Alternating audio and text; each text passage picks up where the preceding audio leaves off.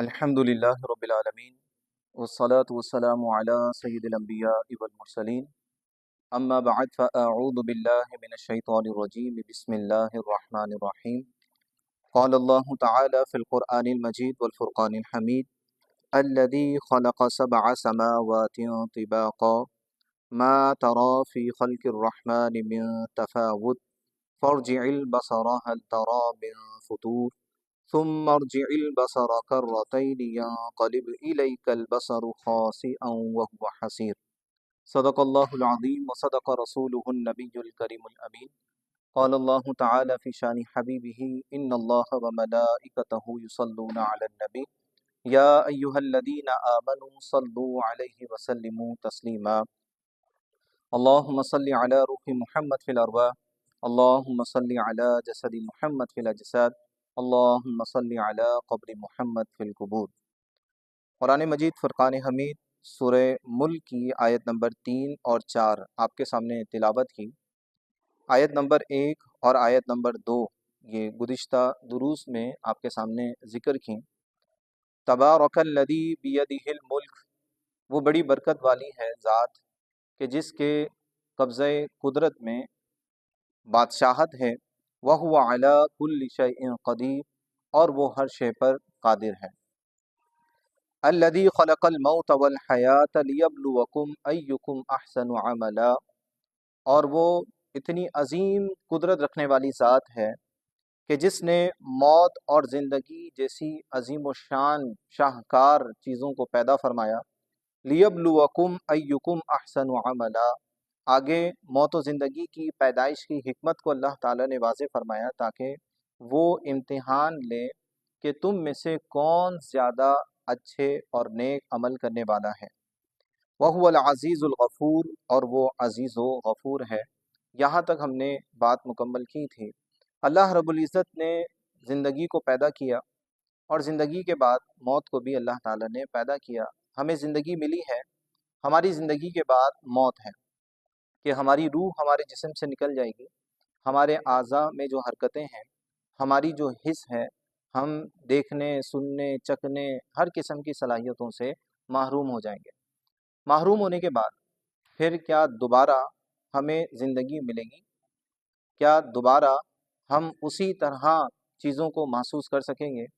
کیا ہم دوبارہ جب مرنے کے بعد مٹی ہو جائیں گے، ہمارے جسم پانی بن کر زمین پر بہہ جائیں گے، ہماری ہڈیاں گل جائیں گی، سڑ جائیں گی، وہ راکھ بن جائیں گی، تو کیا ہم دوبارہ زندہ کیے جائیں گے؟ آخرت کا یقین کفار کو تو نہیں تھا۔ کفار آخرت کے یقین کے سلسلے میں بہت زیادہ تردد اور شک میں مبتلا تھے۔ جب قرآن نازل ہو رہا تھا، پیارے نبی صلی اللہ علیہ وسلم تشریف لائے تو جو صاحب ایمان ہوتے جاتے تھے وہ آخرت پر یقین کامل رکھتے جاتے تھے، اور دوسرا گروہ آخرت کا انکار کرتا تھا۔ آخرت کا انکار ہی انہیں ان کے کفر اور ہٹ درمی پر مجبور کرتا تھا۔ وہ کفر پر جمے رہتے تھے اور نبی پاک علیہ الصلوۃ والسلام کی اس خبر، قرآن کی اس خبر کی تکذیب کرتے تھے اور استہزاء کرتے تھے کہ ہم دوبارہ مرنے کے بعد کیسے اٹھائے جائیں گے۔ تو اللہ تعالیٰ کی قدرت پر ان کو یقین نہیں تھا۔ اللہ تعالیٰ نے سورہ نبا، سورہ نازعات اور دیگر صورتوں میں اپنی عظیم الشان قدرتوں کا ذکر کیا۔ وہاں آسمان و زمین کی پیدائش کا بھی ذکر کیا کہ وہ رب جو اتنی عظیم طاقت رکھنے والا ہے، جو تمہیں پہلی زندگی دینے والا ہے، جو تمہاری موت کو پیدا کرنے والا ہے، جس نے بغیر کسی نمونے کے اتنا عظیم الشان آسمان بنا دیا، اور ایک نہیں، دو نہیں، 7 آسمان پے در پے اس نے بنا دیے۔ تو جس نے اتنا بڑا آسمان بنا دیا، اس کے لیے انسان کو دوبارہ زندہ کرنا کون سی بڑی بات ہے، کون سا مشکل کام ہے؟ اللہ رب العزت نے سورہ نازعات میں بھی ان کے اس سوال کو ذکر فرمایا اور ان سے استفسار فرمایا۔ اللہ تعالیٰ فرماتے ہیں اَأَنتُمْ أَشَدُّ خَلْقًا أَمِ السَّمَاءُ بَنَاهَا، کیا تمہاری سمجھ کے مطابق تمہارا بنانا اللہ تعالیٰ کے لیے آسان ہے، یا آسمان کا بنانا اللہ تعالیٰ کے لیے آسان ہے؟ تمہارا بنانا تمہارا دوبارہ پیدا کرنا اللہ تعالیٰ کے لیے مشکل ہے، یا پھر آسمان کا پیدا کرنا اللہ تعالیٰ کے لیے مشکل ہے؟ بناہا، جس آسمان کو اللہ رب العزت نے پیدا فرمایا، رفع سمکہا، اس کی چھت کو بلند کیا، فسواہا، اور پھر اس کو ٹھیک بنایا، وَأَغْطَشَ لَيْلَهَا، اور اس کی رات کو تاریک کیا، اس کی رات کو سیاہ کیا، وَأَخْرَجَ ضُحَاهَا، اور اس کے نور کو ظاہر کیا، اس کے دن کو روشن کیا، وَالْأَرْضَ بَعْدَ ذَلِكَ دَحَاهَا، اور پھر آسمان کی پیدائش کے بعد اللہ تعالیٰ نے زمین کو پھیلا دیا۔ زمین پھیلائی گئی آسمان کے بنانے کے بعد، لیکن زمین کی پیدائش آسمان کے بنانے سے پہلے ہوئی۔ یہ ایک دائرے کی شکل میں تھی، پھر اللہ تعالیٰ نے آسمان کو بنایا، اور آسمان کے بنانے کے بعد پھر زمین کو پھیلا دیا گیا، رہنے کے قابل بنا دیا گیا۔ تو اللہ تعالیٰ نے یہاں پر کفار سے سوال کیا، کیا تمہارا بنانا، تمہارا دوبارہ زندہ ہو جانا اللہ تعالیٰ کے لیے مشکل ہے، یا پھر آسمان کا بنانا؟ یقیناً جو سمجھ والا انسان ہوگا، جس کی فہم، جس کی فراست، جس کا ہوش کامل ہوگا، وہ کہے گا ہم تو اتنا سا جسم ہے، آسمان تو اتنا بڑا ہے، یہ کائنات اتنی بڑی ہے، اتنی عظیم طاقت رکھنے والا رب اتنی چھوٹی چیز کو نہیں بنا سکتا۔ وہ اسی چیز میں اٹکے رہے کہ ہم دوبارہ زندہ نہیں ہوں گے، ان کے اسی نظریے کی بنا پر وہ کفر پر جمے رہے، اور اپنے آپ کو انہوں نے تباہ کر لیا۔ جب کفر پر موت ہو گئی تو پھر تو بات ختم ہو گئی، ان کا ابدی ٹھکانہ ہمیشہ ہمیشہ کے لیے جہنم ہے۔ تو اللہ تعالیٰ نے موت کو ذکر کیا، موت کے بعد زندگی کا ذکر کیا، موت و حیات کی پیدائش اور اپنی قدرت کا ذکر کیا، اور اس کے بعد پھر عظیم الشان تخلیق کا ذکر فرمایا۔ الذی خلق سبع سماوات طباقا، وہ عظیم الشان رب ہے کہ جس نے 7 آسمان پے در پہ بنا دیے، جس نے 7 آسمان پے در پہ بنا دیے۔ 7 آسمان، آسمان کیا ہے، آسمان کتنا وسیع ہے، اس کا کوئی تصور نہیں کر سکتا، اور اس کی کوئی پیمائش نہیں دے سکتا۔ انسان ابھی تک اتنی ترقی کے باوجود، سائنس کی اتنی عالی شان اور زبردست پہنچ کے باوجود، اس کائنات کا محض ایک نقطہ برابر حصہ بھی وہ نہیں جان پائے۔ کہتے ہیں 5% سے بھی کم وہ معلومات رکھتے ہیں، اور وہ بھی بہت بڑی ایسی معلومات ہے جو اندازے اور صرف خیالات اور ایک نظریے کی بنیاد پر ہے۔ تو کائنات کا لامحدود حصہ، کائنات کا ایک بہت بڑا حصہ تو ابھی انسان کے مطالعے میں ہے ہی نہیں۔ تو آسمان بہت وسیع ہے، اتنا وسیع ہے کہ اس کا کوئی تصور نہیں کر سکتا۔ پھر پہلے آسمان کے بعد اللہ نے فرمایا طباقا، اللہ نے پہ در پہ 7 آسمان بنائے، ایک آسمان کے بعد دوسرا آسمان، پھر دوسرے کے بعد تیسرا، تیسرے کے بعد چوتھا، چوتھے کے بعد 5واں، اور پھر 7 آسمان اس طرح بنائے۔ تو ایک آسمان سے لے کر دوسرے آسمان کا سفر یہ بھی بہت ہی زیادہ طویل ہے، سالوں برسوں انسان سفر کرتا رہے پھر بھی اس کو نہیں پار کر سکتا۔ انسان آسمان کے سفر کی کیا، اپنی جو کہکشاں ہے، ہماری جو گلیکسی ہے جس کا نام ملکی وے ہے، ملکی وے گلیکسی ہے، یہ جو کائنات ہے، آگے انشاءاللہ اگلی جو صورت ہے جس میں ستاروں کا ذکر ہے اس میں انشاءاللہ اس کو تفصیل سے ہم لیں گے۔ یہ جو کائنات ہے، اس کائنات کی تقسیم ستاروں کی کیٹیگری یا ستاروں کے گروپ سے ہے۔ کائنات ستاروں سے تقسیم ہے۔ کائنات کا وہ حصہ جس میں ہم رہتے ہیں، تو یہ ایک ستاروں کا گروپ ہے جس کو ملکی وے کہتے ہیں۔ یہ ملکی وے بہت بڑی کہکشاں ہے، اس کہکشاں کی وسعتیں اتنی زیادہ ہیں کہ انسان اس کو عبور ہی نہیں کر سکتا، یعنی انسان کے بس میں ہے ہی نہیں کہ وہ اپنی کہکشاں سے عبور کر جائے، نکل جائے۔ ایک اندازے کے مطابق ہم جس کہکشاں میں رہتے ہیں، ہم جس ملکی وے گلیکسی میں رہتے ہیں، وہ اتنی بڑی ہے کہ اگر ہم ایک کنارے سے سفر شروع کریں تو دوسرے کنارے تک پہنچتے پہنچتے 100 سال کا سفر چاہیے، اور پھر 100 سال دنیا کے نہیں، 100 سال نوری لائٹ ایئرس ہم سفر کریں، روشنی کی رفتار سے جب ہم سفر کریں گے تو 100 سال کا زمانہ چاہیے، اس زمانے میں پھر ہم اپنی اس کہکشاں سے باہر نکلیں گے۔ اور یہ کوئی ایک کہکشاں نہیں ہے، اس جیسی بے شمار کہکشاں اور اس سے بھی بہت بڑی، بہت ہی عالیشان کہکشاں موجود ہیں۔ پھر کہکشاؤں پر معاملہ ختم نہیں ہوتا، کہکشاؤں سے مل کر کلسٹر بنتے ہیں، پھر کہکشائیں ایک اور گروپ میں تقسیم ہو جاتی ہیں جن کو کلسٹر کہتے ہیں، تو کلسٹر کے اعتبار سے پھر وہ تقسیم ہوتی ہیں۔ پھر اس کے بعد اگر آپ چلیں تو پھر کلسٹر پر مشتمل ایک اور گروپ ہے جس کو سپر کلسٹر کہتے ہیں۔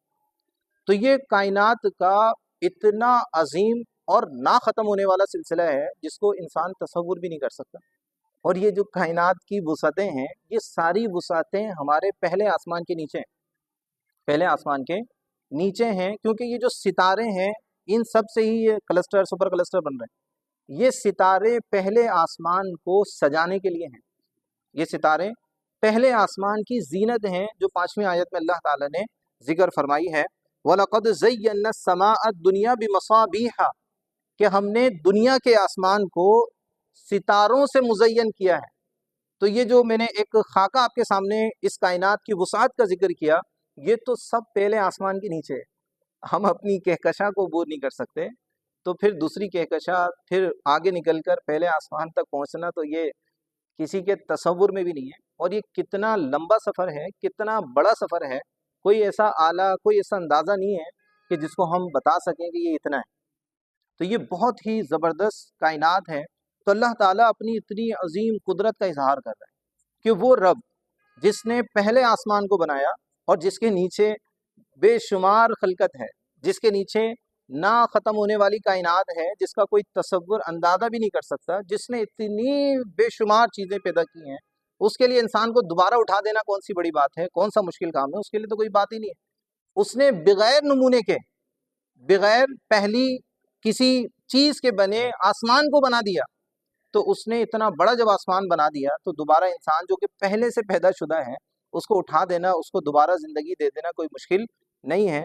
تو اللہ تعالیٰ نے فرمایا الذی خلق 7 سماوات طباقا، جس نے 7 آسمان پے در پہ بنا دیے، ما ترا فی خلق الرحمن من تفاوت، اے بندے رحمان کی اس تخلیق میں، رحمان کی اس بناوٹ میں، رحمان نے یہ جو شاہکار بنایا ہے اس میں من تفاوت، تم کوئی خرابی نہیں پاؤ گے، تم کوئی بگاڑ نہیں پاؤ گے۔ فرجع البصر، اپنی نگاہ اٹھا کر دیکھ، هل ترى من فطور، کیا تمہیں کوئی فطور نظر آتا ہے، کیا تمہیں کوئی عیب نظر آتا ہے؟ یہ اتنا عظیم وجود رکھنے والا آسمان اور 7 آسمان اس نے بنا دیے، تم نگاہ اٹھا کر دیکھو، اس پر غور کرو، تمہیں کوئی عیب نظر آتا ہے؟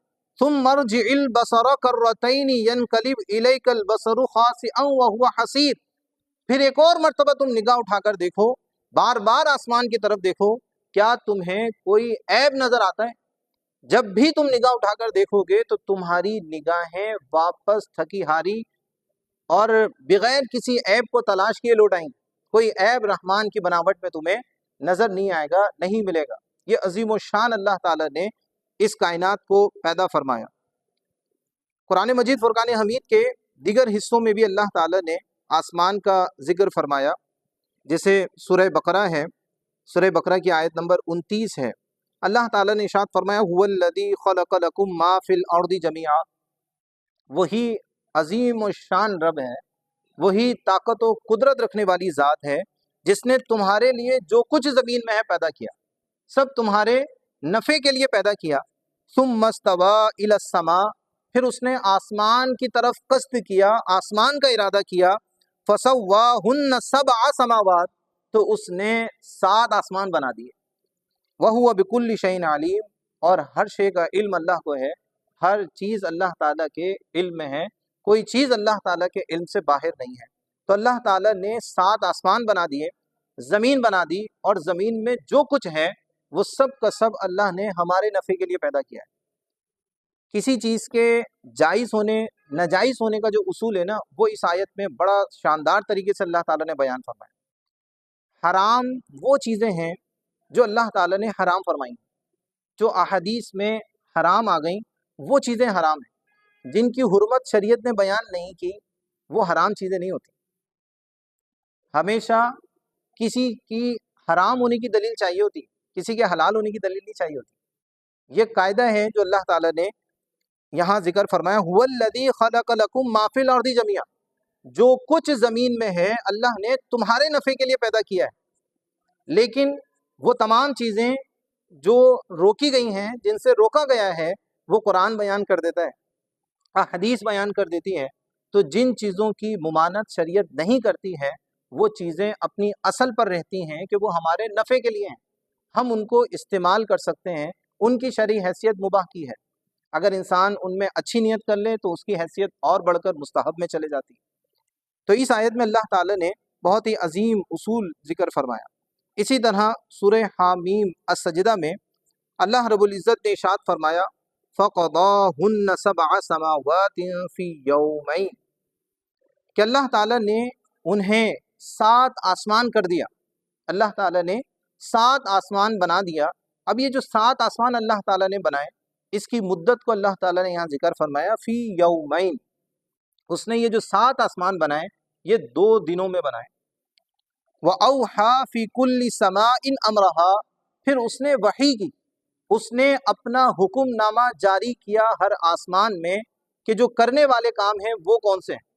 تو اللہ تعالیٰ نے 7 آسمان 2 دنوں میں تخلیق فرما دیے، اور پھر ہر آسمان پر اپنا حکم نامہ جاری کر دیا کہ ہر آسمان والے جو موجود ہیں، جو مخلوق وہاں پر ہے، وہ کرنا ان کو کیا ہے، وہ کیا کریں گے، ان کی ذمہ داریاں کیا ہیں، وہ کرنے کیا جا رہے ہیں۔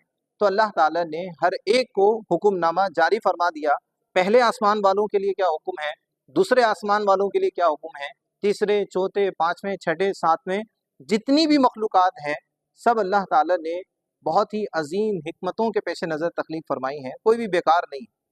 وَأَوْحَى فِي كُلِّ سَمَاءٍ أَمْرَهَا، اس کے بعد وہی حکمت بیان کی۔ آسمان پہلا جو ہے وَزَيَّنَ السَّمَاءَ الدُّنْيَا بِمَصَابِيحَ، 7 آسمان بنا دیے۔ پہلے آسمان کی چھت اللہ نے سجا دی۔ پہلے آسمان کو کس چیز سے سجایا؟ پہلے آسمان کو ستاروں سے اللہ تعالیٰ نے مزین فرما دی۔ تو یہ اللہ رب العزت کی عظیم بادشاہت ہے۔ اس کی کائنات میں انسان جتنا غور کرے اللہ تعالیٰ کی عظیم قدرت کا اس کو احساس ہوتا ہے، اور اپنے رب کی بادشاہت کا اس کو علم ہوتا ہے کہ وہ بہت عظیم بادشاہ ہے۔ ہم جس رب کے حضور سجدہ ریز ہوتے ہیں، اگر ہم اس کی تمام تر قدرتوں کو پیش نظر رکھتے ہوئے سجدہ کریں نا، تو ہمارے سجدے کی لذت ہی کچھ اور ہوگی۔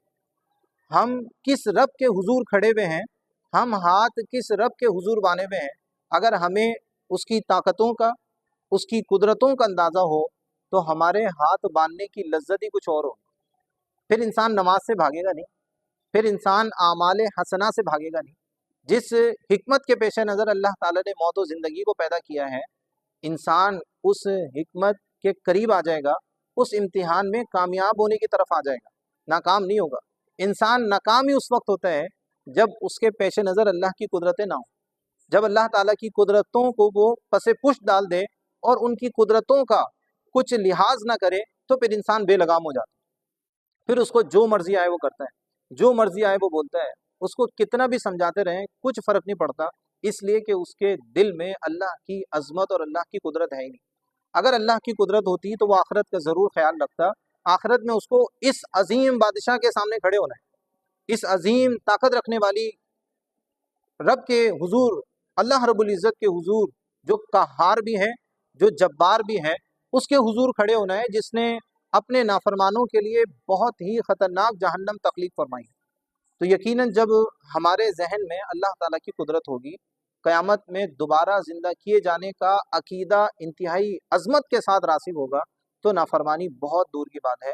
اللہ تعالیٰ کی ہم کسی بھی اعتبار سے عبادت سے غافل ہو ہی نہیں سکتے۔ اللہ تعالیٰ ہمیں اپنی قدرتوں پر کمال معرفت عطا فرمائے، اور ہمیں اپنی عبادت کرنے اور نیک اور پرہیزگاری کے ساتھ زندگی گزار کر آخرت میں کامیابی کے ساتھ اپنے رب کے حضور حاضری کی توفیق عطا فرمائے۔ وما علینا الا البلاغ۔